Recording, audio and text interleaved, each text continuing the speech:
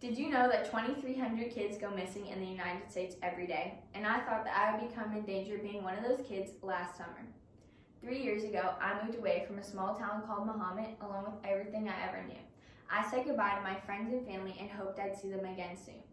Last March, when COVID hit and everybody was quarantined with plenty of free time, I decided to safely spend a month with my friends in Mahomet.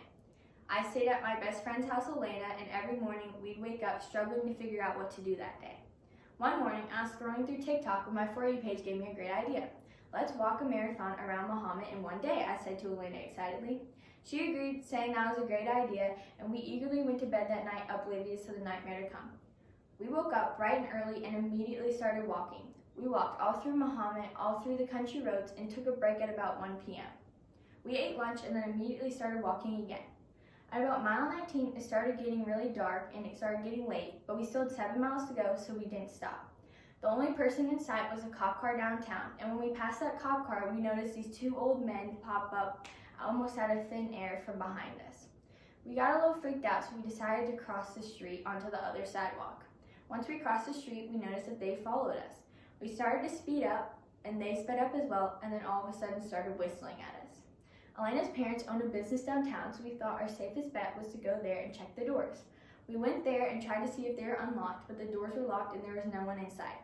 We had nowhere else to go, and we thought we should go to the nearest gas station. We ran through yards, trying to get to the nearest gas station, and we looked back, and the men are also following our path. We checked the gas station doors, and those were locked too.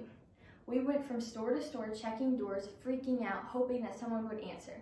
We also tried calling Elena's parents, and we were begging them to come get us, and once they finally realized that this wasn't a joke, Elena's dad and coworker hopped in the Jeep and raced to meet us. We were at the last store we possibly could be at, and we were cornered with nowhere else to go. The men still following us were getting really close, and we had nowhere to go, and so we didn't know what to do.